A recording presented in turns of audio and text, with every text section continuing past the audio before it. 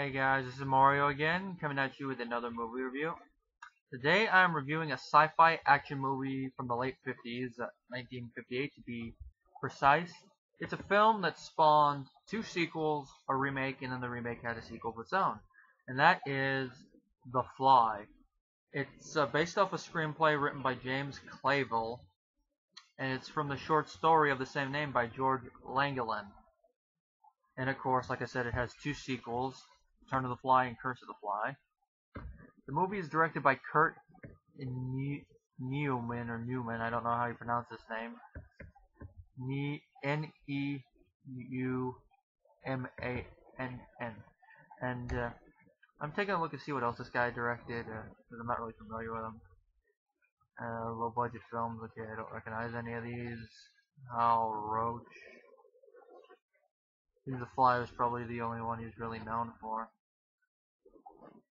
Just based on that, those are the ones that he's...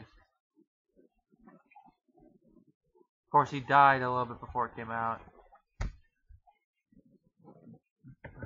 That's a little sad, though, so I guess you could say this is his legacy.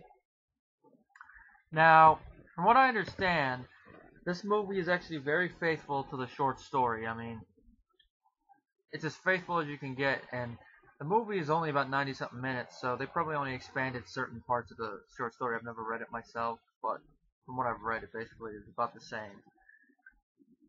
Now, the story is that scientist Andre Delambre, yeah, that's probably how you pronounce it. Excuse me if I mispronounce it, it's French. He's found dead with his head and arm crushed in a hydraulic press. Although his wife, Helen, confesses to the crime, she refuses to provide a motive and exhibits a number of strange behaviors. The most obvious one is she is obsessed with flies, including one that supposedly has a white head.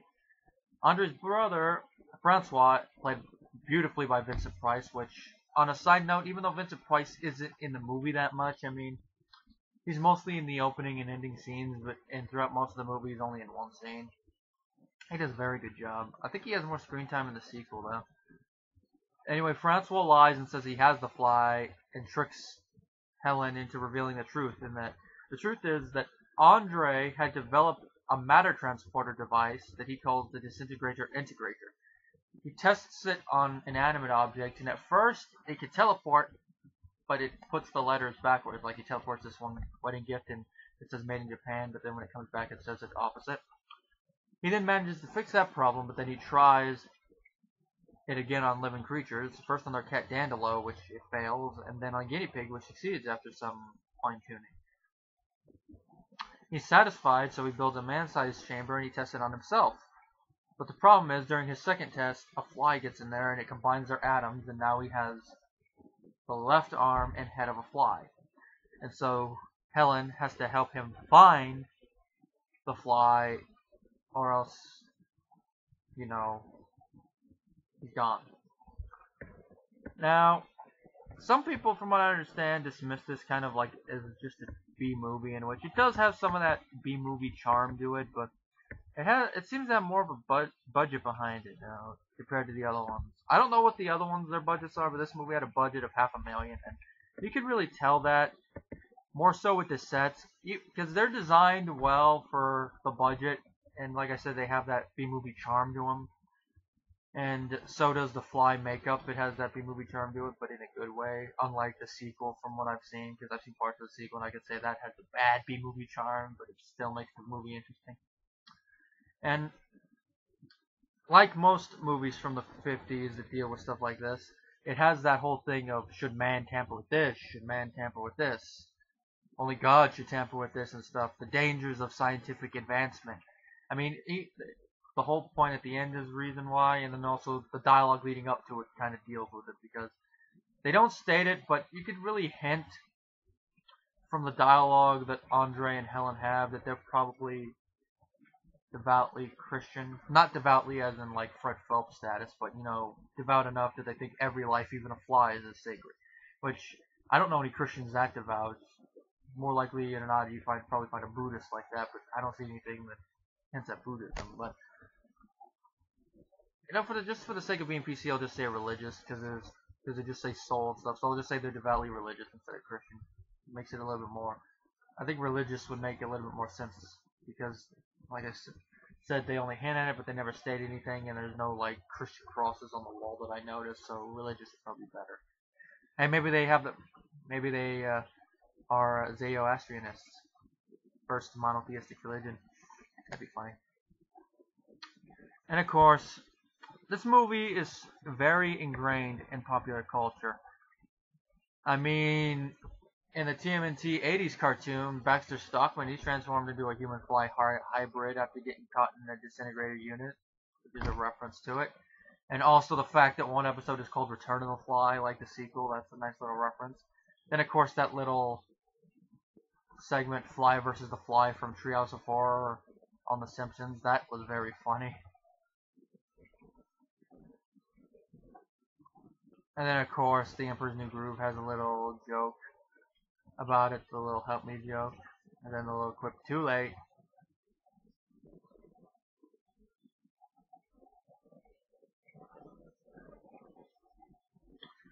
And then of course we got a little joke, which at the time was supposed to be like a futuristic joke, but now if you watch the movie in retrospect, it's like, another one of those predictions. And that is that Vincent Price's character at one point asks his sister-in-law what his brother's working on, and he quips flat screen. Did he know something we don't know? No, I just had to throw that in there. The acting, like I said, is very good. Vincent Price, even though he's only there for a little bit, does a pretty good job. David Heddleston, who plays Andre, he does a magnificent job, especially when he's after his accident, because then he has to convey it all through like hand motions and stuff, and he succeeds at doing it. And it makes us really sad because his acting combined with the score.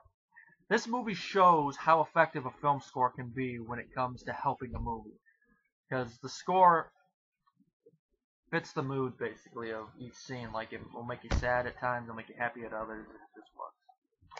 Trisha Owens is Helen, excuse me. She does a magnificent job as well. You can really feel her pain and her fear, as well as her happiness before everything goes to crap. And it really makes you feel for the character, and you can see why she does what she does. Paul Sawtell did the score. He did a magnificent job. And this movie was, of course, released by 20th Century Fox, back when they were 20th Century Fox. Back in the day when they really did care about making good movies, not now where they're like, okay, we just slapped that on this thing and they'll buy it. I don't know what else to say about this movie. It's a good 50s movie. And would I put it in my collection? I don't know, because I don't know how the DVD is, so I don't know if I'd buy the DVD. You guys know I have the remake and its sequel. But if I did get any of the original ones, probably just The Fly. I don't know if I'd get the VHS or DVD. I guess it depends. But I really would like to have it in my collection. It's a classic B-movie like film, and if you like the remake, I suggest giving the original a little watch, because then you'll be able to compare and contrast, and also you will get the same story, obviously, and you'll be able to see the generational thing, because that's one thing that you notice when you watch The Fly and its remake. It's a generational difference in how the story is told. Anyway, my rating for The Fly is a 4 out of 5. And like I said, I recommend you give it a watch if you are a fan of Cronenberg's